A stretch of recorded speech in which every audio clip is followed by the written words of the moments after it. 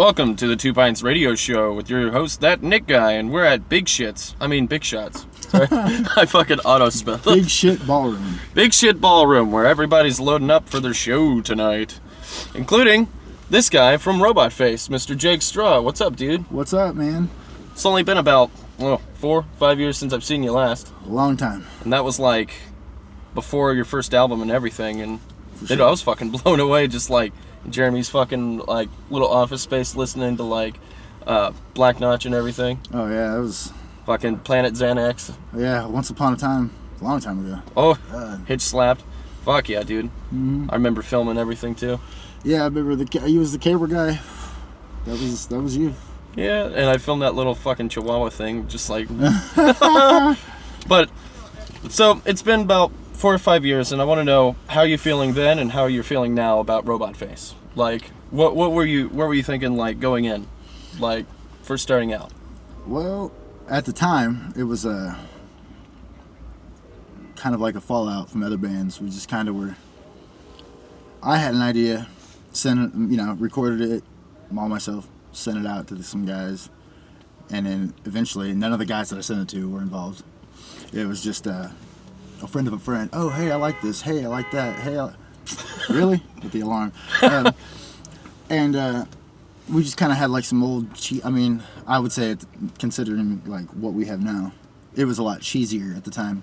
A little bit like generic, but it kind of got a good little following going. But from then, like where my head was at then, I was like, oh, okay, this is it. This is what we need to do, And it took fucking 4 lineup changes compared till now, filtering out the dead weight, stuff like that.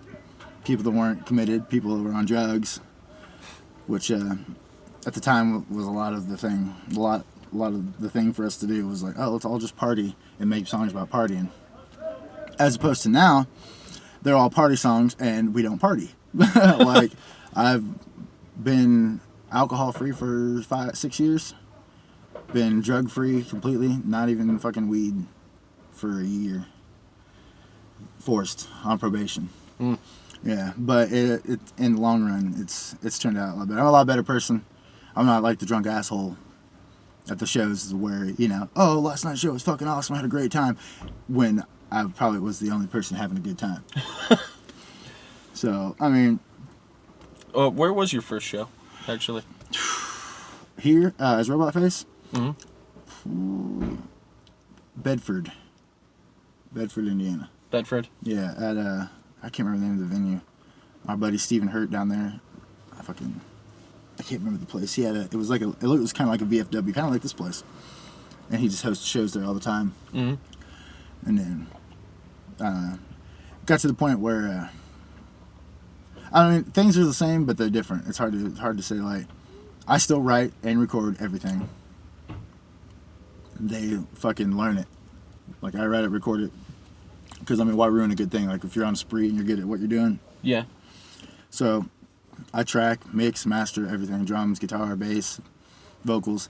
And then they learn it. Steven adds his leads and stuff. And it's just, it's not an ideal recipe, but it's a working recipe. It's like, and I bust out songs like nothing. Like, just continue. Like, earlier this year, I had our whole second album basically done, aside from like 3 tracks that needed vocals, right? And damn, that went out. You want that? Yep. Except for like 3 tracks needed vocals, and I The fuck? that's a little torch. What the hell? Yeah. Oh shit. Right. So like, I violated my probation. Had to go do 30 days in jail, which was fun.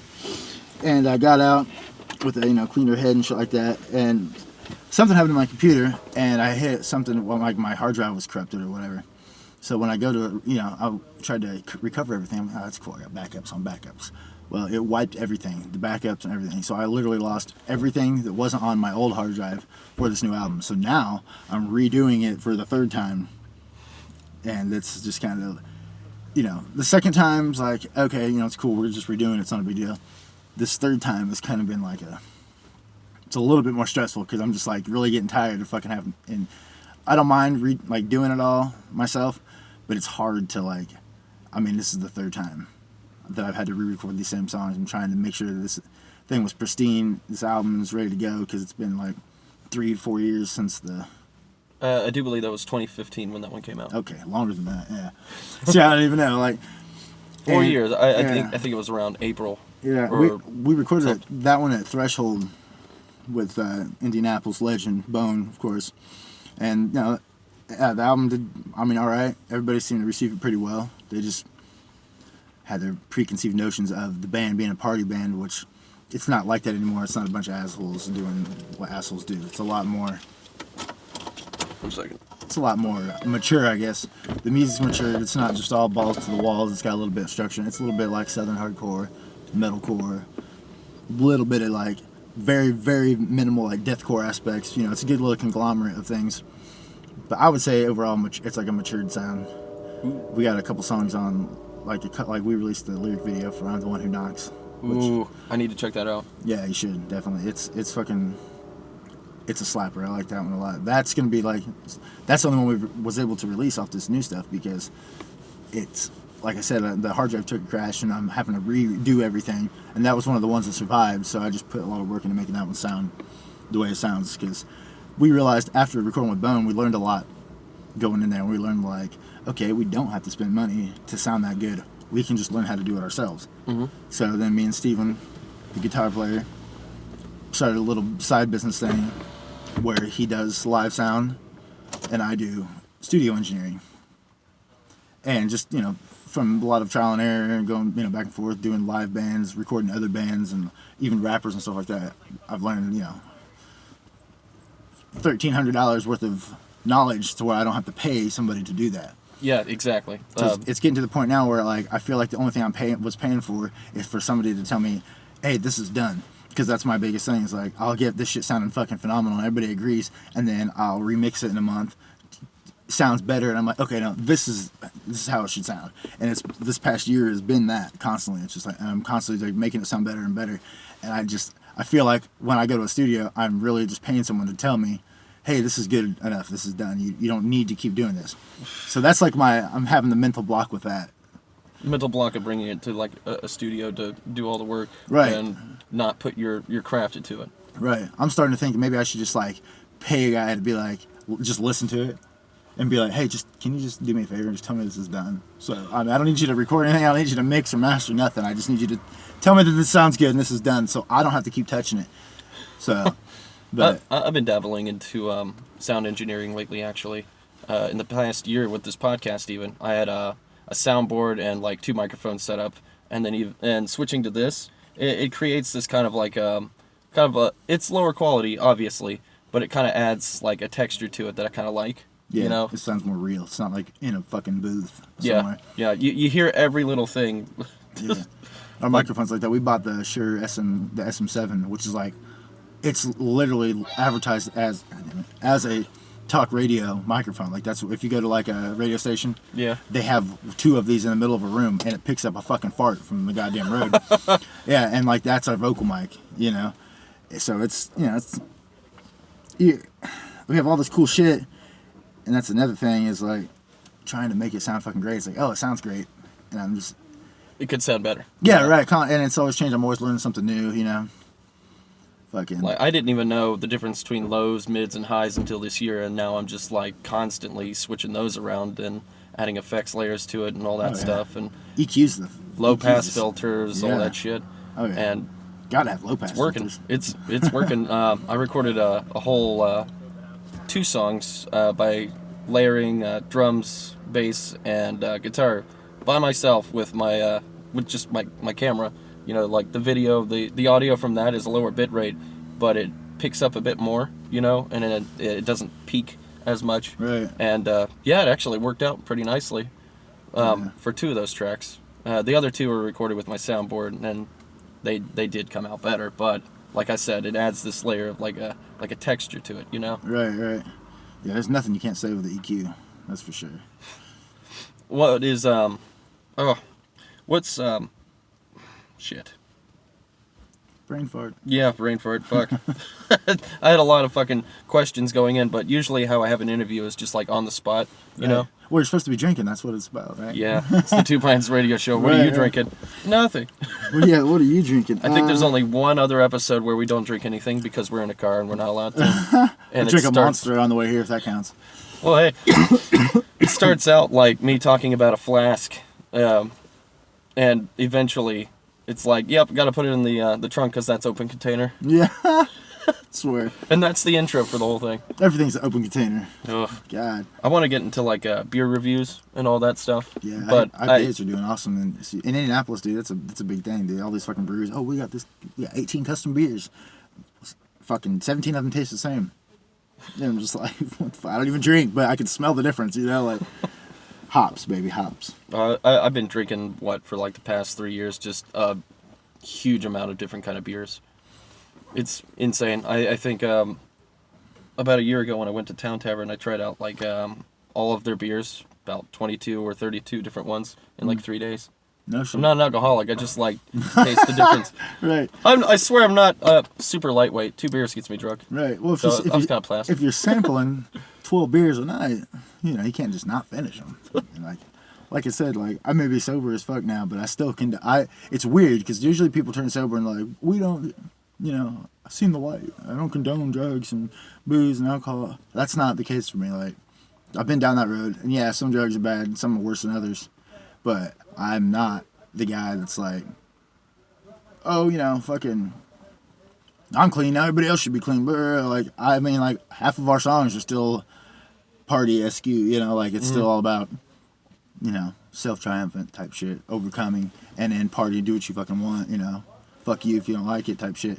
So the message starting before the first album up until now, has it always been the same? Yeah, it's been the same. I mean, like I took the first album was party, and then fuck you and fuck your fucking friends if they don't like this and they don't like that and blah blah blah. As to where now, like I'm a little bit more out of the box. See, I've never been a fan of like concept records, concept albums, concept songs that are like not a real thing where it's more like an idea.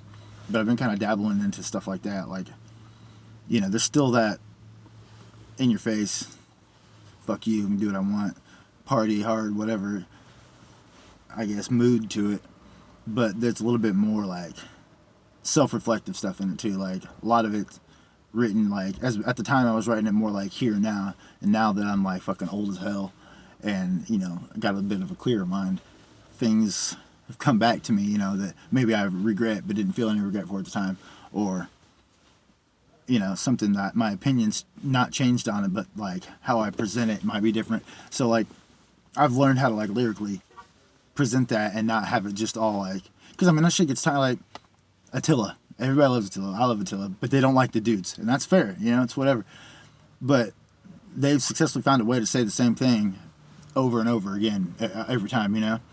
And it's all about the delivery, and like that's cool and all. They're still one of my favorite bands, but for me, like I mean, when I grew up, I was into hip hop, so it was all about lyrical background and like how you could say it, what was like, you know, a metaphor, and it was catchy and shit. And like, oh damn, like things you listen to later, and you're like, oh my god, that's what he fucking meant about that, you know? Right? Yeah. Now it's like I'm hardcore into that, like really trying to like push that feeling into it, because like you can listen to a song, you're like, yeah, I get the message, I get the idea, but then when you sit on it and you listen to it a lot more, maybe that part, something that you don't relate to, hasn't happened to you in your life yet. Then it happens to you later, and you're like, oh my god, that's not what I thought that he meant by that. Now I fucking know what he meant by that, and it just kind of hits you, and you're just like, holy fuck. So that's kind of like what I've been getting at a lot more now, instead of like just the, I mean, it's the same idea, same ROBOTFACE, same like, you know, presentation, but it's, I would say, matured is like the only word I can say, really. It's like, I mean, yeah, it's still kind of adolescent feeling, I guess, about, you know, the party and fuck you and blah, blah, blah. But the delivery has become a more mature, like, I don't know, it's more present in the songs instead of just balls to the walls, you know, like, Yeah.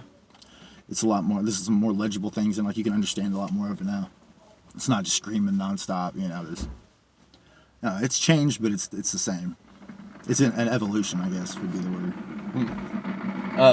Going back to pre-first album phase, what do you say was your craziest moment, like, involving the band? On stage or off, or maybe even both? Man, back then was when we were partying hard, and it's hard to say because a lot of the fucking things happened out with the band, like partying outside of like band related things. Like dude, the parties used to be just fucking off the wall. Like they were just, I mean, everything, every drug, every fucking, all it, girls, fucking, it was just fucking crazy, you know. When we were like in really young, like early on band, we had trouble with a lot of members, like not being able to play certain things, or for example, your buddy Blackburn he'd be all right at practice, and then he'd come to shows and be fucking on Xanax, shit faced, and take 35 minutes setting up his drums. We're already 15 minutes into the set, and this motherfucker just really has no idea what's going on. He's just playing. He doesn't even know. It's not even the right songs and stuff. And it's just, it was really hard to. Those are some of the craziest times. I mean, drinking abs. I mean, like they were great times. But to pick one, it would just be, I would have to just say the whole like first 2 years of the band was like the craziest. the whole thing. Yeah, the whole thing, like going through the different members and shit, and like I'm not hating on any of them because without them we wouldn't be where we're at now. But I mean, we're not going out. I'm not going out. We're not going out to parties and shit like that. You know, like we used to and stuff. We're old now. We're all fucking old men, dude. And you know, it's just. I'd say the craziest part of all of that I was involved in would probably be the Hoosier Dome.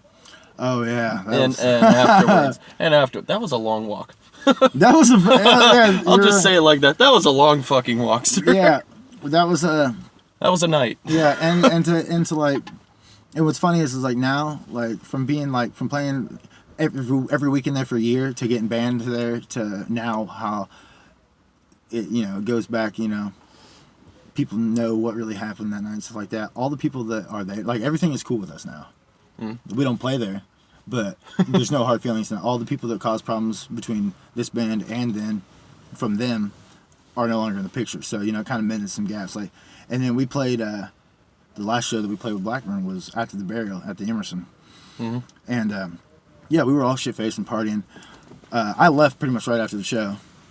And everybody else stayed behind, and all the other bands, not just us, they're all out there drinking shit. Well, they left a fucking huge mess. Not us. They did.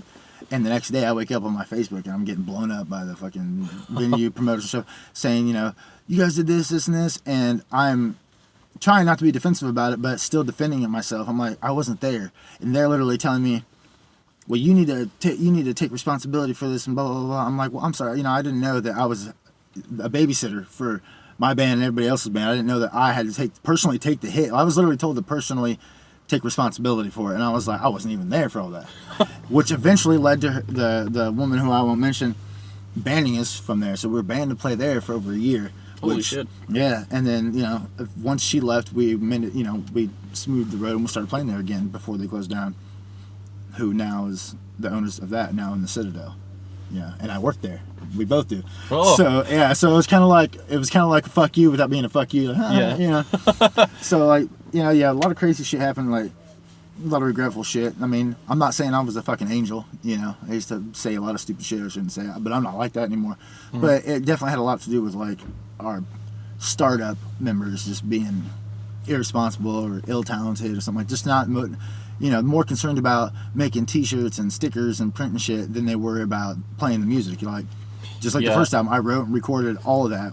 Yeah, we all paid for it, but I was the one in the studio recording it. I was the one programming everything. I was the one writing and tracking everything. Putting the work in. Yeah, and it's like they're there, and that's cool, and I'm fine with that because that's how I like to write. I'm not opposed to other people bringing songs to the table, but I just have a way with writing.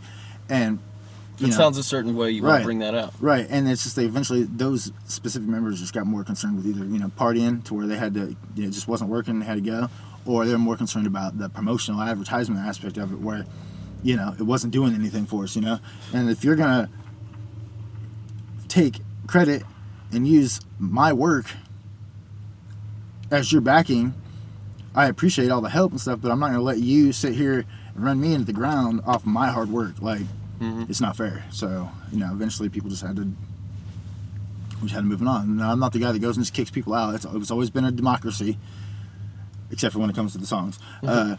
It's been if somebody needed to go, we gave them chances, we gave them warnings, and we voted and stuff, and that's how it was. It was never just like, fuck him, he's out, despite what anybody thinks. So, what was the feeling you got when you first dropped your album?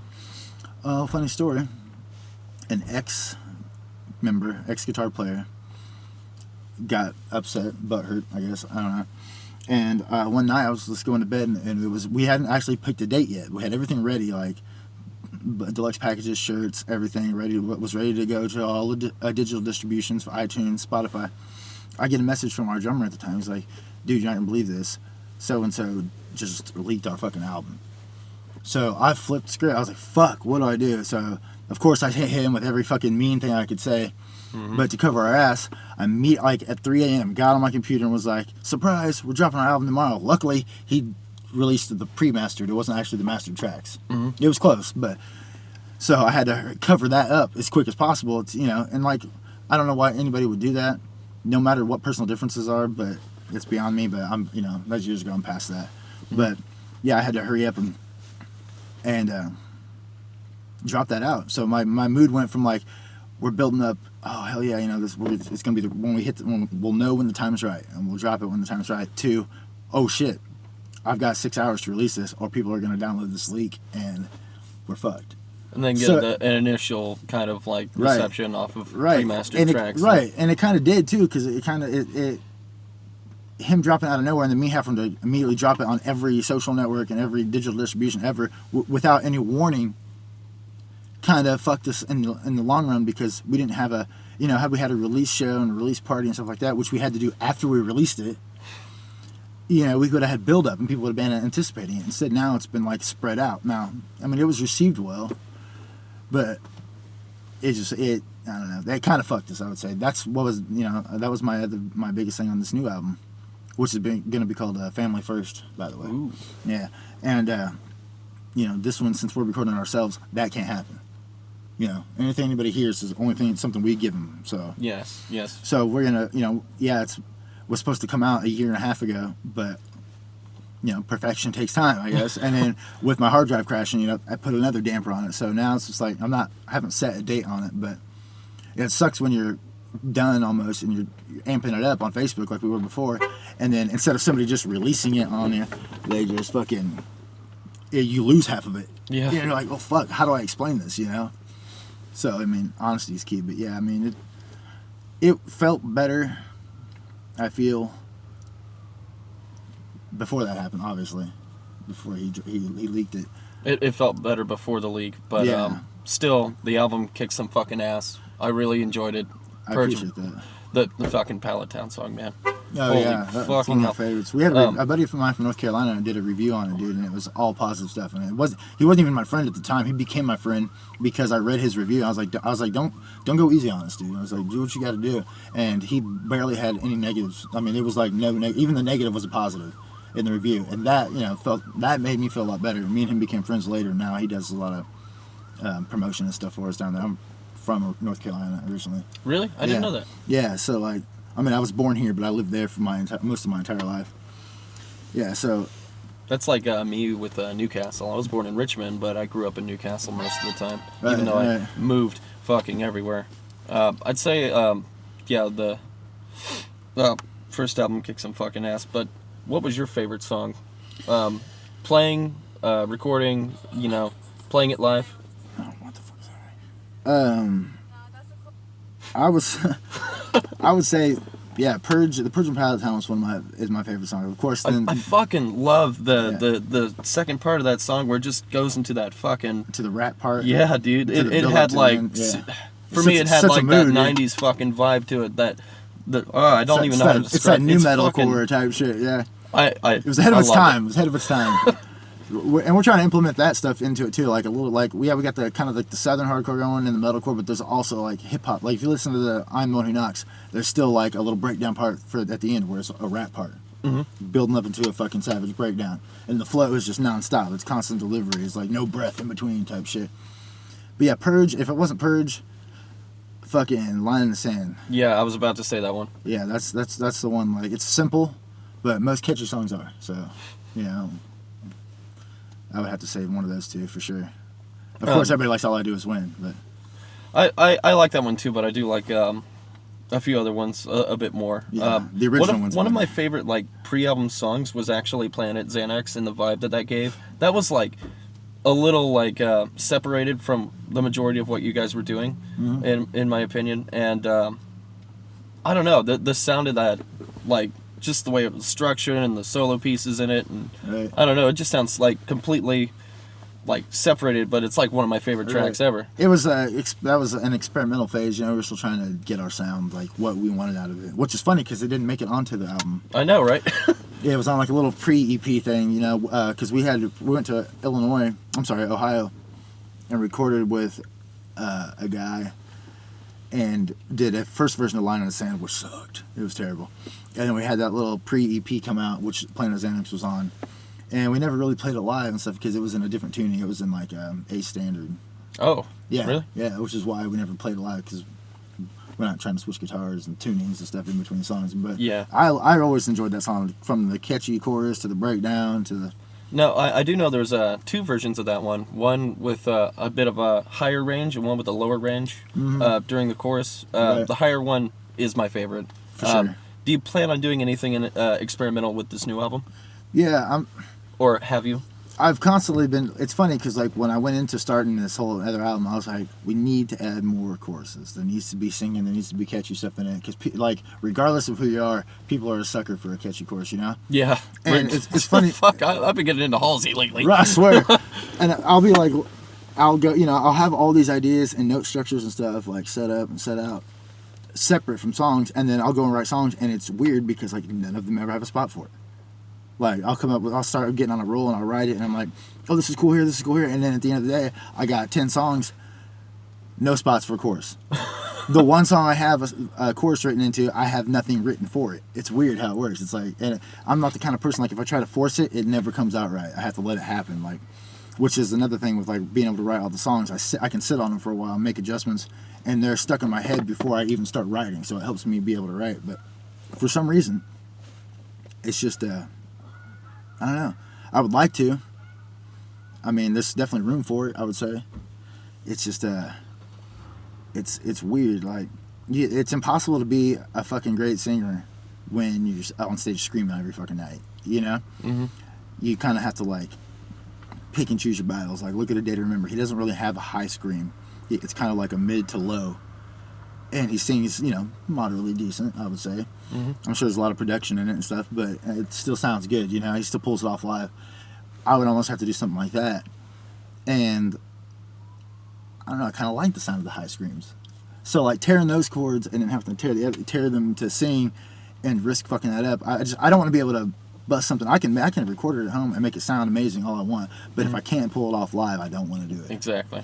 So that's kind of where I'm at with that right now. I mean, there's still time. Like I said, I still have to re-record half of it. So I mean, who knows, you know?